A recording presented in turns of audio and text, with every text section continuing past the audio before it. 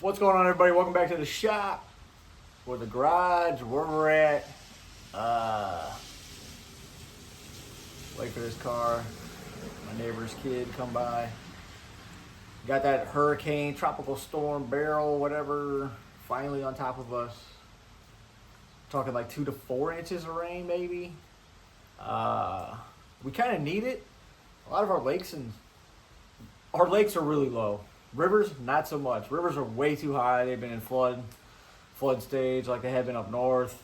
It's pretty typical for here though, so everybody's pretty used to the flooding around here. But yeah, our lakes are really low, like feet low, and we need all this rain. So hopefully it fills up the lakes.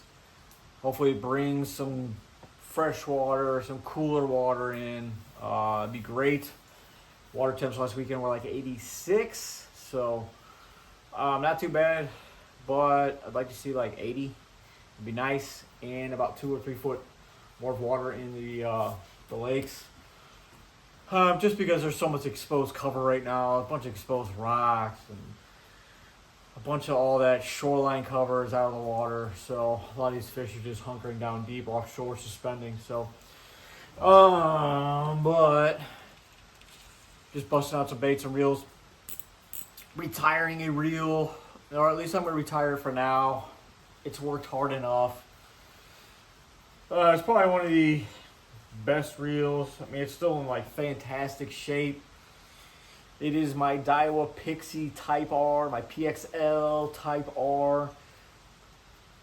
Phenomenal shape. If you followed me for like the last 15 years or whatever, this used to be my frog reel.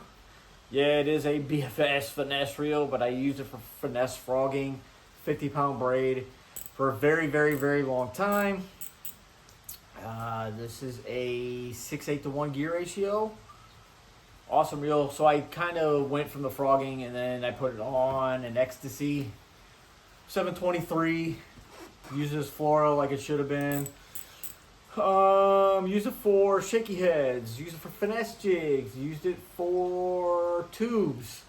It's just been an absolutely amazing reel. This reel they brought into the United States. The Pixie was introduced in 2002.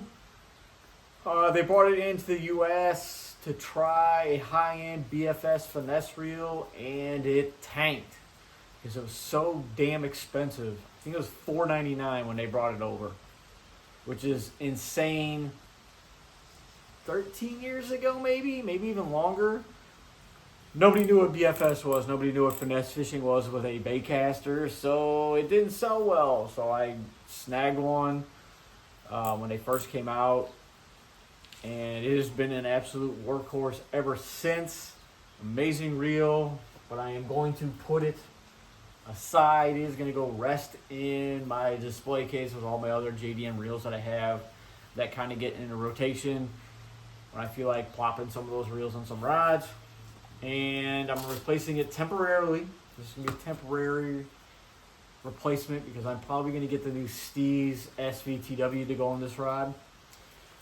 So I matched it with the Daiwa SSSV 7.1 to 1 RCS carbon handle, kind of the Christmas reel, red green. I swapped out the deeper spool, SV spool, for the shallower SV.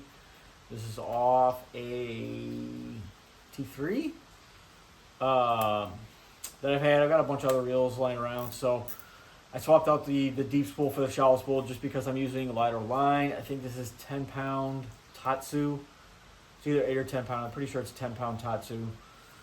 And currently I'm throwing a tube. I'm throwing a tube up north. I usually try and throw the tube around here just because a lot of people don't do it. And I'll also switch it out to a shaky head, either a 3/16 or a 1/4 ounce shaky head. This is paired with a Dobyns Ecstasy 723. I'm really hoping they make a 722 and a 721. There are some rumblings of Dobyns GSM coming out with 7 more rods in the Ecstasy line. I'd like to see a 1 power, 2 power, a 756 or a 766 jig rod. A 794 jig rod as well for football jigging, Carolina rigs, and for punching guys down south, maybe like an 805, a 777. That would be phenomenal to see, but I guess we'll have to wait and see for that.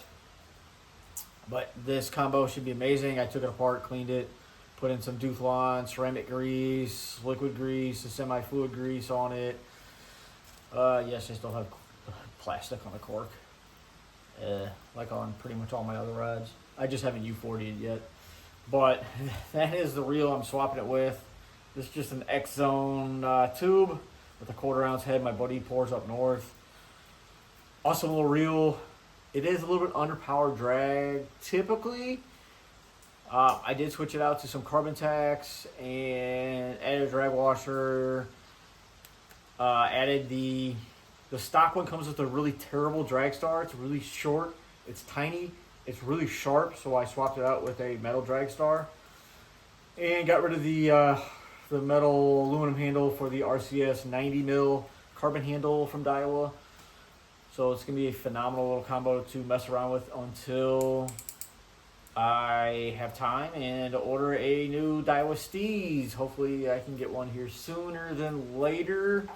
Maybe it's a birthday present coming up in here in a couple weeks. So other than that, looks like the rain is coming down pretty good. Thank God. I get some tires changed on the wife. She took my truck. It's like the first or second time she's driven my truck, so hopefully it comes back in one piece, especially in the rain. Because got a buddy putting on 4 new tires on her car so we can go travel. I swear that car eats up so many damn tires. I think like every 25,000 miles it burns tires. It's only got like 80,000 miles in the car, but we've gone through one Continentals, couple Lexanis. This will be the second set. So yeah, 4 sets of tires. So what is that, 20 grand? 22,000 miles per tire set. Thankfully I can get them for a really good price. So other than that, that's it. Retiring it. Oh yeah. I don't know if you guys have seen this color. You probably have. Supercraw. Got these in.